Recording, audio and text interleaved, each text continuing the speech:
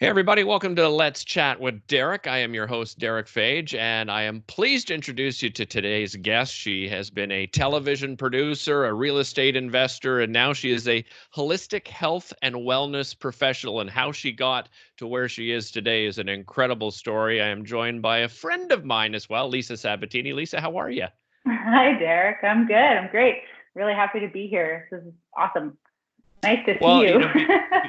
it's nice to see you. It's been a long time since we've seen each other. That's for sure. Before I get into your story, how are you guys doing? How have you guys been coping so far during the pandemic? Yeah, for me personally, I put a lot of my tools into practice in this time. I spend a lot of time outside, Nice. and really connecting with nature, which is a big part of what I do. And also, I've been meditating and doing yoga, you know, all of those kind of things, and doing this kind of stuff, which is amazing. Like, it's so amazing that we can connect with people this way. I love it. Yeah, you go Yeah. back, 25 years ago, had there, in our lifetime, had there been a pandemic or, even 15, 20 years ago, we might not be able to connect like this. And can you just imagine what that type of isolation would have been like for people? It would have been something very different for sure. Although I think, it's interesting. Like, even when I go for walks, and you kind of cross people from afar where you're doing groceries. It's almost like, can we say hi? Is it okay if we, because we all need that connection so much.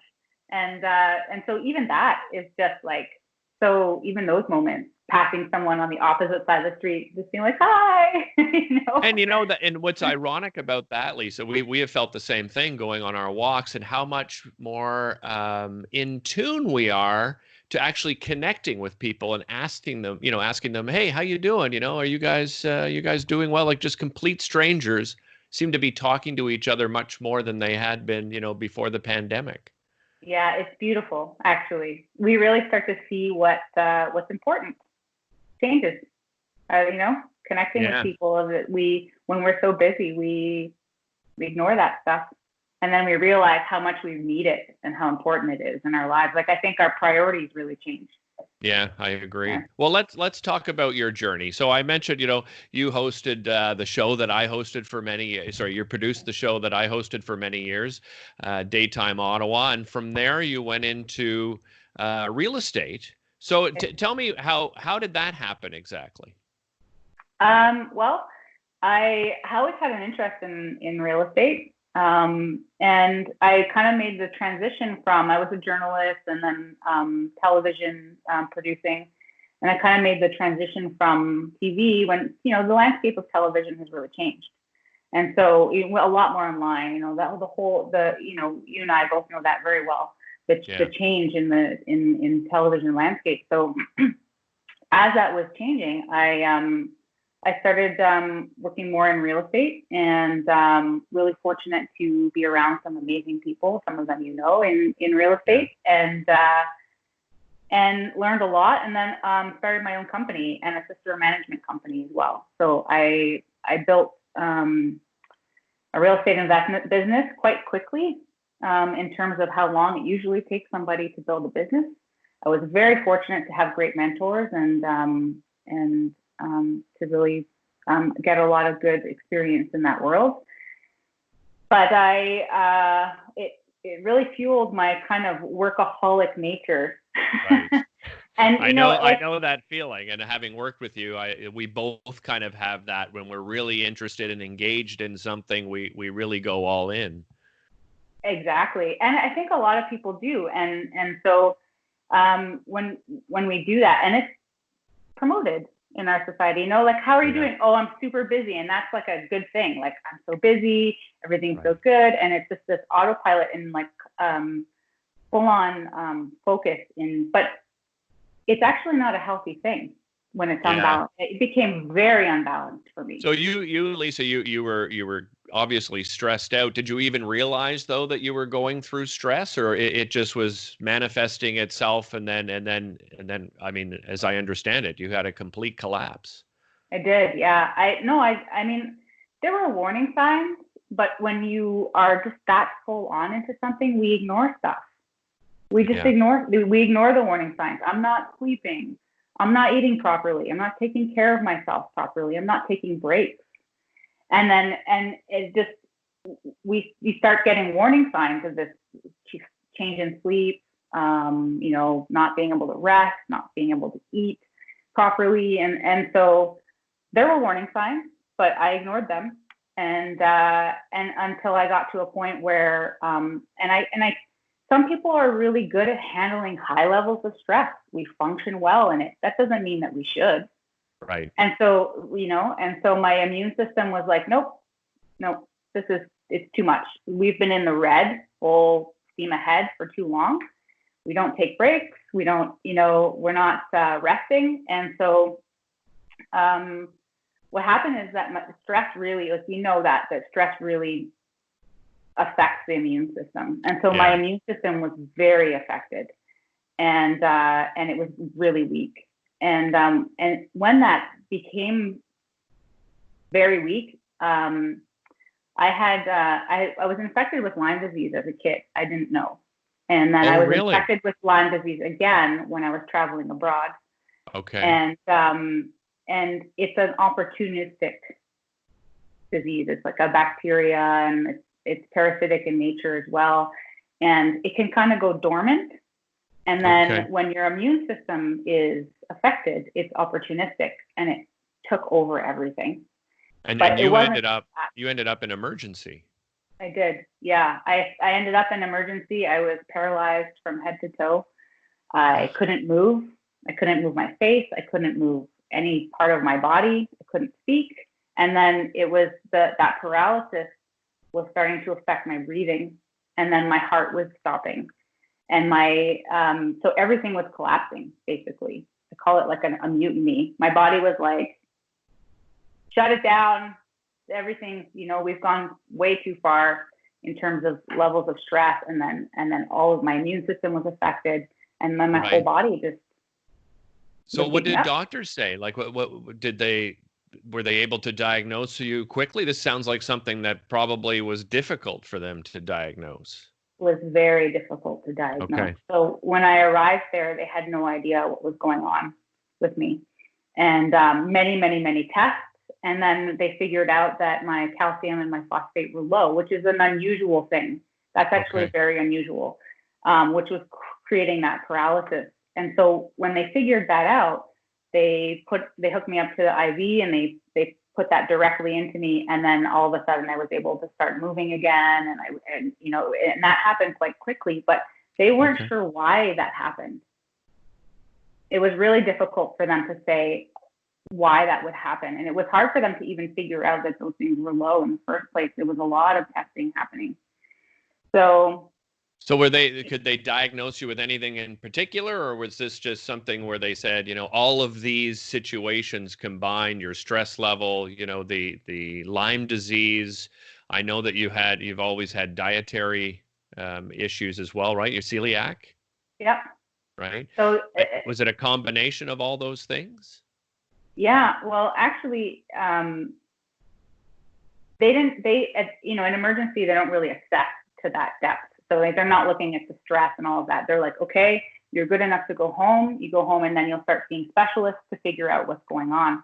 I saw so many specialists. And then they saw this autoimmune thing happening. Celiac is autoimmune. And so is Hashimoto's, which they diagnosed me with additionally, which is autoimmune, specifically around the thyroid. Okay. So autoimmune just means that your body's your immune system is attacking healthy tissue. And I'm not really sure why that happens.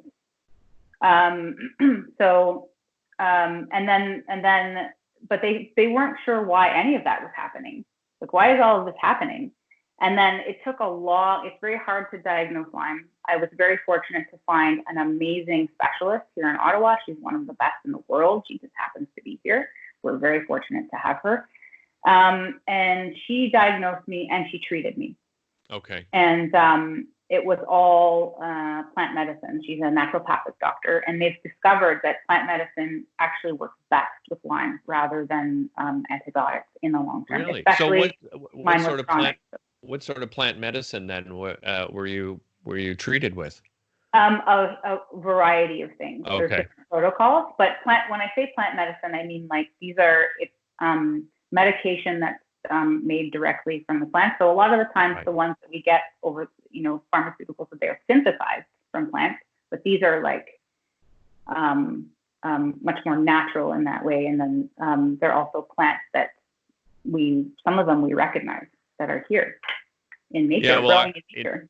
You mentioned you saw a naturopath, and that's something that my family believes in. Monica sees a naturopath. I've seen a naturopath in the past. My stepson, Max, has as well. And I don't know, there's a lot of misconceptions out there about naturopaths and the types of treatments that they use. But you were absolutely fascinated by this. And as I understand it, that naturopath started, I guess, reaching out to you to see if you had an interest in the field. Is that right?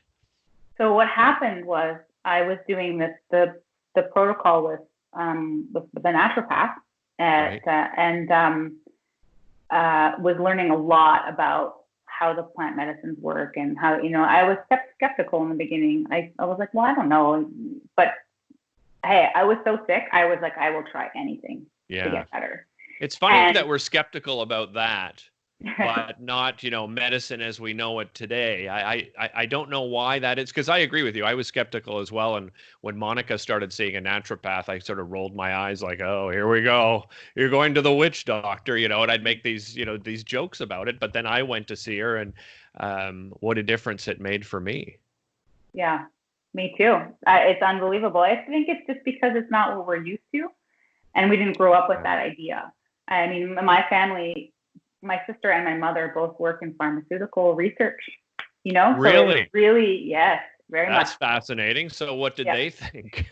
They were concerned about my choices, because they want the best. They want the best for me. And this is the field that they know.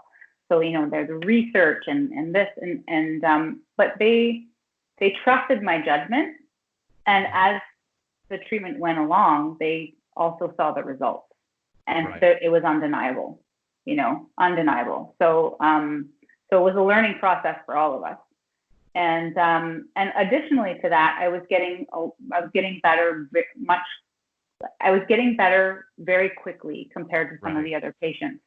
And so the naturopathic doctor asked me, what are you doing that's different? Something you're doing is different.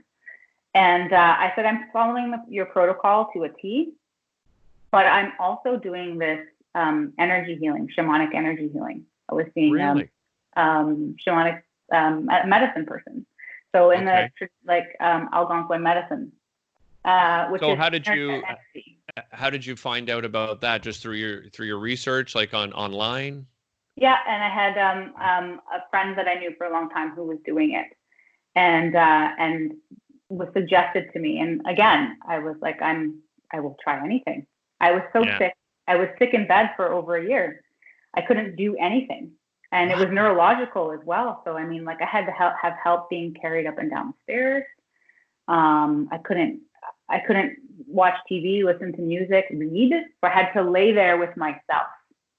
And that's not easy. It's not easy, as we know right now, right? People are having a hard time with this. Yeah. Everything's slowed down, and now we have to sit with ourselves, and it's hard because there's a lot of stuff we avoid. We avoid a lot of things going on in us, and we fill it with work and stuff and phones and all these things. But then when we have to sit with ourselves, we realize there's things we've been avoiding. I can relate to that. I was telling you that through this, I've had a couple of weeks where, just these waves of sadness. And I think, I sort of tried to stop feeling that by filling my time with, I'll play video games, I'll binge watch, I wasn't doing things like going for a walk, and I didn't want to necessarily share it at that time, like I eventually did. But you know how it is sometimes. You just don't. I didn't want to hear everybody's advice, and I didn't want to hear everybody saying you'll get through this. I just kind of wanted to feel. And I think with this advent of us having screens all the time and always on our phones and so forth, we stopped feeling. And so because of that, I think I was sort of ignoring what was happening to myself. until I finally just accepted, no, you're going through sadness, and that's okay, because I'm an extrovert and I love to be around people, and I can't do that right now. So, that's one of the reasons I wanted to do this show, quite frankly, is, it's sort of helping me, deal with what I'm going through, for sure. Right. Right. And it's a medicine for you, right? Yeah. It fuels Yeah. you. It's a medicine. And that's what we talk about when we're talking about medicine work, is like, what are these things that are medicines for us? They're, different for each of us. But sitting with myself in that time. And so that's not really something that, when you're any kind of chronic illness or like the situation that we're in now with pandemic, everyone has to kind of sit with themselves. We don't have the tools to deal with that. We've not been taught them. It's unfamiliar territory now, because that's not how we've been living. And so for me, from going full throttle to just everything halted, it was really intense. Not just but there's all this stuff comes up. All of these things that I was avoiding in my life that I didn't deal with, that I couldn't ignore anymore while I was laying there. And so that's really what the medicine work deals with. That shamanic energy healing is. So she asked me, the ND asked me, well, what is it that you're doing? Like, why are you getting better faster than most of the other patients? And I said, the only thing I'm doing differently, and additionally in my protocol with yours, is on my health team is also this healing work that I'm doing, this shamanic energy healing work. And that's really where I was getting help dealing with all of the stuff that was coming up, and how that, created my world, and how to deal with those things that I pushed down my whole life, and why I pushed them down, and all of this. You start opening that box, and it's like you need help managing that stuff. We don't know what to do with it or how to heal it. These are wounds in us that we don't know what to do with. And so, and she said, well, whatever it is you're doing, keep doing it, because and it worked so well for me. I was like, I have to study this. I need to know. Can you describe it to us? What is energy healing? Yeah. Well, we're all made up of energy. Everything's made up of energy. That's what animates us. And so I do the shamanic energy healing and also Reiki. Many people have heard of Reiki. And that's really great for calming the nervous system down. It's working with the energy that animates us, that creates life, that's in everything. And so it's holistic in the shamanic energy side of things, because we work with the interconnection of 4 bodies. So the physical body, the mental body, the emotional body, and the spiritual body. And so we don't often talk about the spiritual body in a lot of things that we do, but we know the language of the physical body. It's sensation, pain, pleasure, whatever it may be. That's the physical body language. And then there's the mental body. That's thoughts, our thoughts that we have. The emotional body, the language is emotion. And then there's the spiritual body, and that's beliefs. Yeah, that's interesting too, because many people connect, the spirituality and spiritual with religion, right? And, which is nothing wrong with that. But I think people who, don't follow religion, oftentimes they hear spirituality and they kind of ignore it and push that aside because that's something perhaps they're not interested in. But that's not the case. Spirituality and religion can be one and the same, but they can also be very different. That's right. Really separate. And so, and of course, religion deals with is spiritual in nature because it's around belief, but they're not mutually connected. So spirituality on its own, if we're just looking at our beliefs, everyone has different beliefs, but our beliefs are powerful. They're how we interact with reality, how our world. They're how we perceive our world. They're how we interact with our world. And so when they change or they're wounded, it really creates this filter over everything we see. Yeah. We carry wounded beliefs, and it's like a lens that we see. We can't see clearly through things. If we have a wound in our self-worth, and that's a big one for many of us. Oh, that's a big one for me. That's for sure. Yeah. I understand what you're saying. Yeah. And so when the wound is there, if we believe we are not worthy of something, it taints everything we see. We can't receive the way that we might be able to otherwise because we don't feel worthy of that. And that's a belief, a core, that's in the spiritual body. So when we talk Yeah. about spiritual healing, these are at the level of beliefs, which are powerful because they create our world. So how Each do you one of us. work with somebody to get through that? Like obviously you've worked with somebody to get through it. So what was that process like? So yeah, so I ended up studying it, and then because I was fascinated, just what is Yeah. this? But amazing! It's a completely different way to understand healing, and so I studied it, and studied it with Pete Bernard, who you may know, with the Eighth Fire School of Shamanism. So he's an Algonquin healer, and while after I was studying it, my specialist, the ND, was watching me over several years, Right. and she said, "We're going to hire you. We'll hire you at the clinic to work with Lyme patients." And Really? because yeah, so That's amazing. it really is.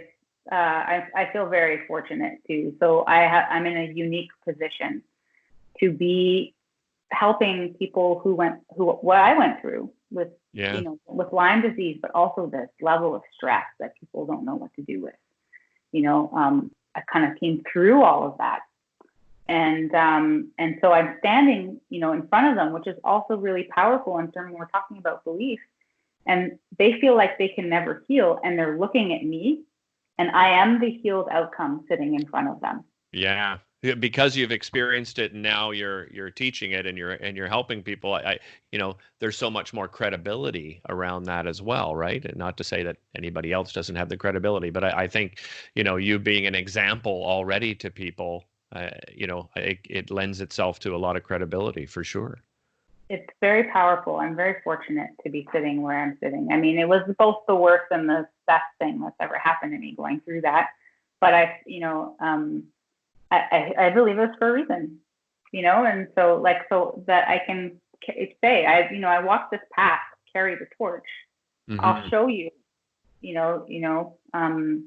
the way to work through this tremendous amount of stress and what happens when your body kind of turns on you, and Yeah. so what does that look like? Well, I like to use the example of if you close your eyes and you imagine a lemon, like a beautiful lemon with a like bright yellow skin, and you really, really really imagine it, and Hmm. then you imagine cutting it open and you can see how juicy it is and the yellowness of it, and then you imagine taking a bite out of it, like a huge bite. All of a sudden, your mouth is watering. You have a physical kind of reaction to the idea of taking a bite out of this lemon. Your mouth is watering for real, Yeah. but you did not just bite a physical lemon. Right. And so we start to see the connection of the four bodies. Your mind, you got an emotional reaction from the idea of biting a lemon. Right. You got an actual physical reaction happening. And that's all connected to Hmm. a belief of an expectation of that lemon. So that's how that's those layers are how we start to pick apart and heal things that have happened to us in our life. And we're talking about maybe trauma. And sometimes the trauma isn't always a huge, big thing. Yeah. Traumatic for a child is very different than an adult, Yeah. No, I And agree. so, and those things create patterns in our lives. They grow with us. They create expectations. They create ideas of our self-worth. They create ideas about rejection or abandonment, betrayal, and they become part of our life, and they create ways in which we interact with other people and the world. So do you change people's beliefs then, or does that always stay with us and we just look at those beliefs through a different lens? Hmm. I think the beliefs are kind of a lens unto themselves. Okay. Like they create a lens. So Yeah, it makes people's sense. beliefs are people's beliefs. We don't change them. If there's a wounded one, it heals Right. when it comes into awareness. And that's why I work so much with mindfulness and meditation and yoga, because that's kind of the meditation of the body. But when we're talking about doing healing work, we start to look at you know we can enter into the healing from any of the bodies. Like somebody might have something going on with their right shoulder, or some kind of chronic illness or ailment, or maybe stress. So it could be in the physical body. We could notice it in the emotional body. Maybe there's emotional things going on. Mm-hmm. The mental body, maybe there's a series of thoughts that are negative or are at a detriment in terms of how people are interacting with their life. And so they're all interconnected. So when someone says, I feel stress or anxiety, they can usually pinpoint where they feel it in their body. Sometimes in the stomach, Okay. sometimes in the chest. Maybe Yeah. they get headaches. Maybe their throat gets sore, whatever it may be. So they're all interconnected. When we track through those, we'll find where the belief is. They're all connected together. Right. And so when we're doing healing work, we're connecting those things. We're working with moving the energy through and getting things flowing. Sometimes there's blocks. They might be emotional blocks, mental blocks, physical ones. And so we bring all of those things together. And when it comes into awareness, it has an opportunity to heal. Yeah. Because It's fascinating. I honestly, I really do believe in this. I know, some people are going to be watching, and I would encourage everybody that's watching to comment, because I'm putting all these interviews up on social media. So if people have any comments they want to share, encourage you to do so. And before we run out of time, I want to make sure people know how they can connect with you if people are interested in sharing this journey that you've gone through and helping themselves. How do they get in touch with you? So you can I'm on social media, Facebook and Instagram, but you can find everything all in one place on my website, including the clinics that I work at, and I also do healing work this way via video as well, because Yeah, of course. you don't need to physically be in the same place to do this kind of work. LisaSabatini.com. Excellent. Lisa, thanks so much for joining me. I really appreciate it. This is so nice to connect again as friends, but also just to hear your journey. As I said, I was just, when you sent that email, I was just so fascinated to hear what you've gone through, and to be where you are today after, a near-death experience is absolutely incredible. So you take care of yourself, and I know we'll talk again for sure, because there's lots more to talk about. Absolutely. I look forward to it. Thank All you. right. You've been watching Let's Chat with Derick. I'm your host, Derick Phage. Please comment below and let us know what you think of the interview. Thanks for watching.